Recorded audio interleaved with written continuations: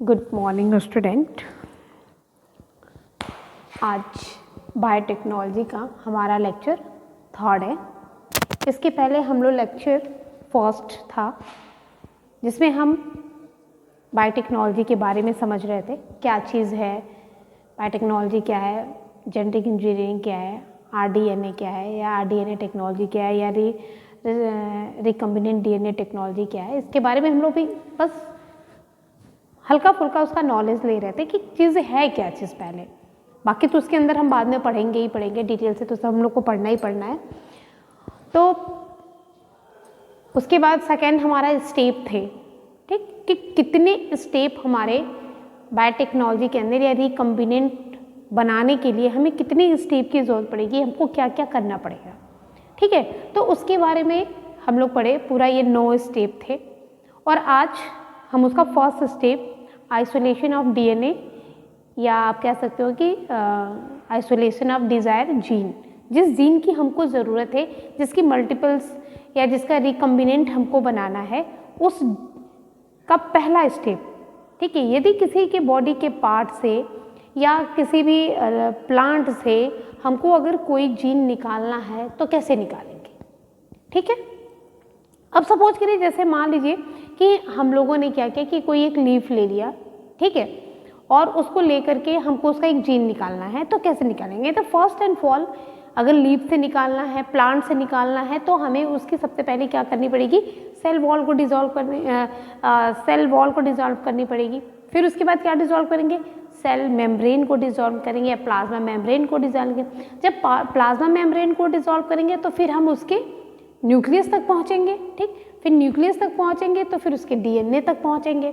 फिर डीएनए में क्या है, डीएनए में बहुत सारी चीज़ें हैं, उसमें आपका स्टोन प्रोटीन है, उसमें आपका क्या है, क्या आरएनए है, ठीक है, उन सबको डिसॉल्व करेंगे तो फाइनली हमको फिर मिलेगा क्या, डीएनए, तब हमको डीएनए मिलेगा। इतनी प्रोसेस करने के लिए तो ये सारी प्रोसेस क्या है, आइसोलेशन ऑफ डीएनए की है या आइसोलेशन ऑफ डिजायर जीन। तो चलिए हम लोग चलते हैं, फर्स्ट हमारा स्टेप है isolation of desire gene over और डीएनए। आप हमारा जो सेकेंड लेक्चर है उसके स्टेप्स को ध्यान में रखते हुए इसको पूरे को स्टडी करेंगे, ठीक है। फर्स्ट एंड फॉल अब इसमें हमारा फर्स्ट रहेगा डिग्रेडेशन ऑफ सेल वॉल। यदि हमारा प्लांट है, हमने अगर प्लांट लिया है तो उसके या जिन ऐसे ऑर्गेनिज्म जिन पे सेल वॉल पाई जाती है उनको डिसॉल्व करने के लिए हम लोग क्या कहते हैं, तो इसके 3 टाइप्स के। जैसे अगर इन अ प्रोकैरियोट, बात प्रोकैरियोट की हो रही है, तो उसकी सेल वॉल को डिसॉल्व करने के लिए हमको लाइसोएंजाइम डालना पड़ेगा। जब हम लाइसोएंजाइम डालेंगे तो उसकी सेल वॉल डिसॉल्व हो जाएगी। यदि हम प्लांट सेल को लेते हैं तो उसको डिसॉल्व करने के लिए हमको, क्योंकि प्लांट की जो सेल वॉल होती है वो सेलुलोज की बनी होती है या हेमी सेलुलोज की बनी होती है, ठीक है, या पैक्टिन की बनी होती है, ठीक है। तो सेलुलोज की होगी तो सेलुलेज एंजाइम डालेंगे, अगर हेमीसेलुलोज की बनी है तो हेमीसेलुलोज डालेंगे, यदि पैक्टिन की बनी है तो पैक्टिनेज एंजाइम हम डालेंगे। यहाँ पे हेमीसेलुलेज एंजाइम डालेंगे, सेलुलेज एंजाइम डालेंगे और क्या डालेंगे, पैक्टिनेज एंजाइम को डालेंगे। किसके लिए, प्लांट के केस में, ठीक है। अब ये डिपेंड करता है कि वो प्लांट किस किस चीज़ का, अगर सेलुलोज का बना है तो सेलुलोज डालेंगे, अगर हेमीसेलुलोज का बना है तो हेमीसेलुलेज एंजाइम डालेंगे, और यदि पैक्टिन का बना है तो पैक्टिनेज एंजाइम डालेंगे। क्लियर। इसी तरह फंजाई है, मैं बताई हूँ कि फंजाई का जो सेल वॉल होती है वो काइटिन की बनी हो, तो काइटिन को डिसॉल्व करने के लिए, डिग्रेडेट करने के लिए हम उसमें क्या डालेंगे, काइटिनेज एंजाइम देंगे। सपोज करिए पहले एक चीज़ और हम बता देते कि जैसे मान लीजिए कि हमारे पास कोई फ्रेश लीफ है, ठीक है, क्या है, हमारे पास फ्रेश लीफ है, इसको हमने फ्रेश कर लिया और फिर इसको ग्राइंडर में डाल करके हमने इसको ग्राइंड कर लिया।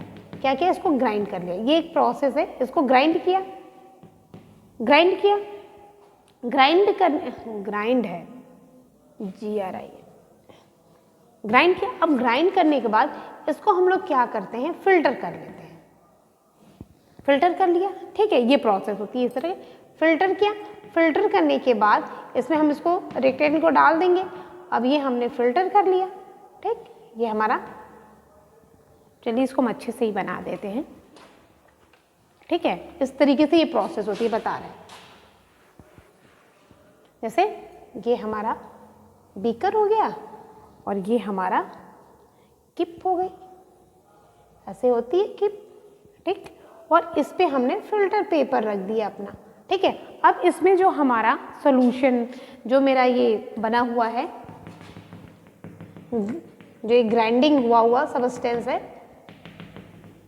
ठीक, इसको ये लीफ है, इसको हमने इसमें डाल दिया, ये इसमें पड़ गया। अब इसमें पड़ा तो ये ड्रॉप करके ये कुछ नीचे फिल्टर होगा और ये फिल्ट्रेट हमको मिल गया। क्या हो गया? ये फिल्ट्रेट हो गया। अब इस फिल्ट्रेट को क्या करेंगे, हम एक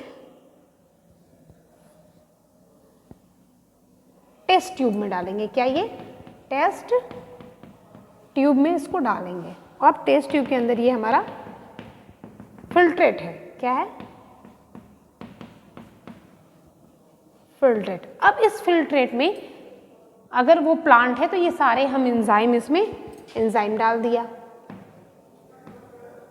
इसमें एंजाइम को डालते जा रहे हैं, ठीक है, इसमें एंजाइम डाल दिया। अब जब एंजाइम उसमें पड़ गया तो अब क्या करेंगे, अब इसका मतलब कि जो डाला तो उसका सेल वॉल जो है डिसॉल्व हो गया या डाइजेस्ट हो गया या डिग्रेडेड हो गया, जो भी कह लीजिए, ठीक है। अब वो डिग्रेडेड हो गया। अब उसके बाद क्या करेंगे, अब बात आती है, नंबर आती है प्लाज्मा मेम्ब्रेन की।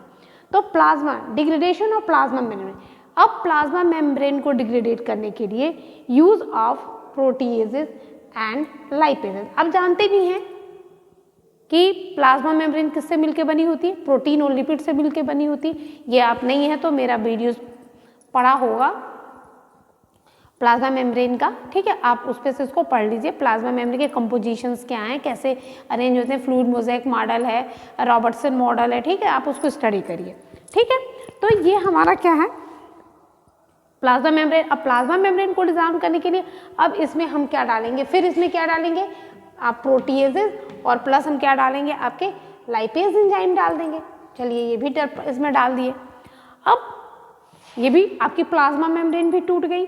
अब बचा क्या, जो इसके अंदर है जितने भी ऑर्गेनिज्म, जो भी ऑर्गेनल्स है, वो सारे धीरे धीरे डिग्रेडेड हो रहे हैं। उसके बाद रिमूवल ऑफ आरएनए। अब चूंकि हमको डीएनए तक पहुंचना है तो वहाँ आरएनए भी प्रेजेंट होगा। वहाँ पे आरएनए को रिमूव करने के लिए राइबो न्यूक्लियस एंजाइम को डालेंगे। जो राइबो न्यूक्लियस एंजाइम को डालेंगे तो राइबो न्यूक्लियस एंजाइम क्या करेगा, आरएनए को डाइजेस्ट करेगा या उसको आपको डिग्रेडेट करेगा, उसको तोड़ देगा, उसको खत्म कर देगा, ठीक। उसके बाद क्या करेंगे, रिमूवल ऑफ हिस्टोन प्रोटीन। ये भी आप जानते हो कि डीएनए में हिस्टोन प्रोटीन होता है। अब हिस्टोन प्रोटीन को भी हम लोग डिग्रेडेट करेंगे।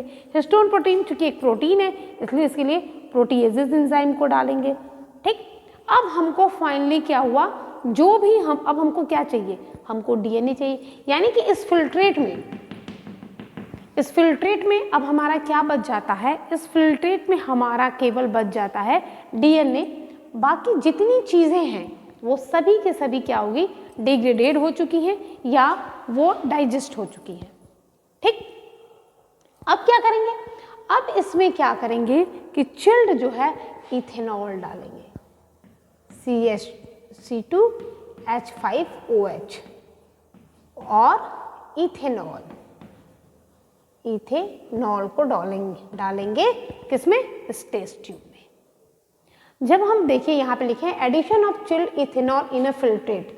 जो फिल्ट्रेट है उसमें हम लोग क्या डालेंगे, इथेनॉल को डाल देंगे। जैसे ही इथेनॉल डालेंगे precipitate of DNA in a fine thread, और जो डीएनए का थ्रेड है वो फाइन के रूप में ऐसे ये स्ट्रक्चर कुछ इस टाइप का हो जाएगा। यहाँ पे मैं आपको बना के दिखा देती हूँ, ठीक है।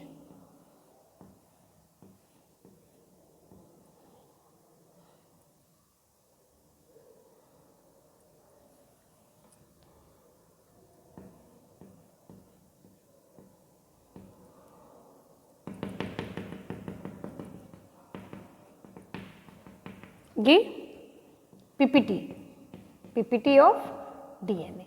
डीएनए जो होता है इसमें क्या होता है, प्रेसिपिटेट हो जाता है, किसमें, फिल्ट्रेट में हो जाता है, ठीक है। तो यहाँ पे लिखा है कि precipitation of DNA in a fine thread के फॉर्म में डीएनए प्रिसिपिटेट हो जाता है और उसके बाद क्या करते हैं, then fine thread of DNA isolate from the filtrate with the help of spatula. Spatula की हेल्प से या ग्लास रॉड की स्पेल से आप क्या करेंगे, इसके अंदर से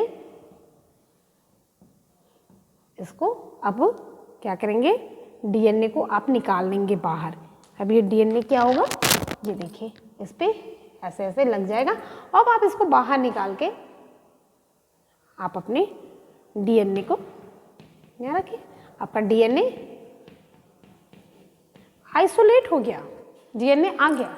ये आप चाहिए तो अपने लैब में भी इस प्रोसेस को कर सकते हैं इजीली तरीके से।